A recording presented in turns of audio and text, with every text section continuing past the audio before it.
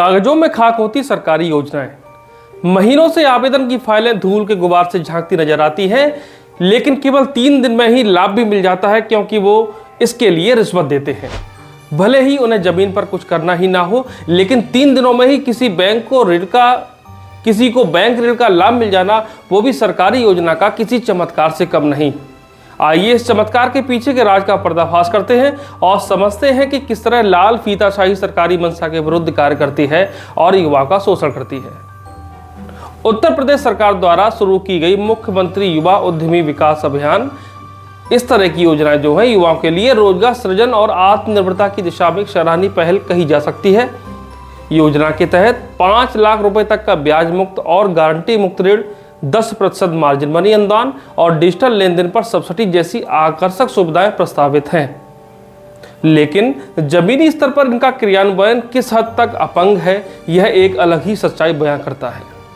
ये समझने वाली बात है कि जमीनी स्तर पर हमें क्या देखने को मिल रहा है। योजना की प्रक्रिया में सबसे बड़ी बाधा जिला कार्यालय और बैंकों के बीच का जो सामंजस्य होता है, उसमें कमी है। युवा जब लोन के लिए ऑनलाइन आवेदन कर बैंक में कागजात लेकर पहुंचते हैं, तो उन्हें इतने जटिल और भ्रमित कर देने वाले नियम बताए जाते हैं, जैसे वह किसी आईएएस प्रतियोगी परीक्षा का पेपर हल कर रहे हों।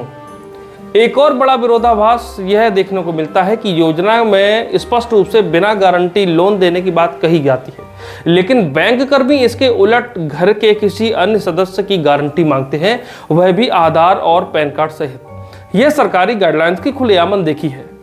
जब इस विरोधाभास को लेकर लीड डिस्ट्रिक्ट मैनेजर एलडीएम से जानकारी ली जाती है, तो वे सरकारी दिशा निर्देशों की कॉपी थमाकर बचाव में खड़े हो जाते हैं और कार्यवाही का झूठा आश्वासन देकर बच निकलते हैं।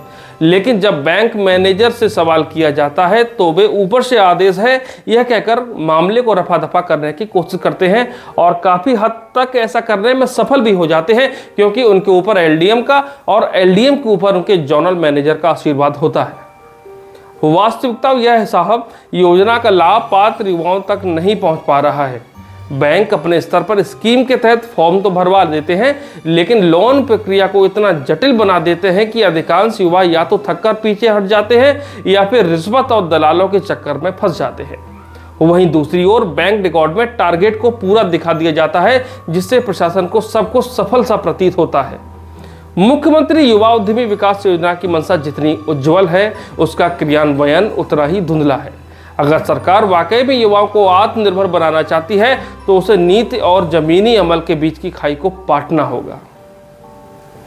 इसके लिए बैंकिंग प्रक्रिया को सरल और पारदर्शी बनाया जाए, जिसके लिए गैरकानूनी गारंटी मांगने पर कार्रवाई सुनिश्चित होनी चाहिए। यह हर स्तर पर होना चाहिए। जिलेवार निरीक्षण रिपोर्ट सार्वजनिक की जानी चाहिए, जिससे कि सारी कुछ चीज़ें सामने दिखाई पड़े, और सबसे जरूरी काम लाभार्थी की संतुष्टि को ही सफलता का आधार माना जाए, ना कि मनगढ़ंत आंकड़ों का। वरना यह योजना भी उन दर्जन सरकारी योजनाओं की कतार में खड़ी हो जाएगी, जो सिर्फ कागजों पर तो चमकती है, लेकिन हकीकत में धूल फेंकती है। आज का विश्लेषण आपको कैसा लगा, मुझे YouTube में कमेंट के माध्यम से जरूर बताइएगा।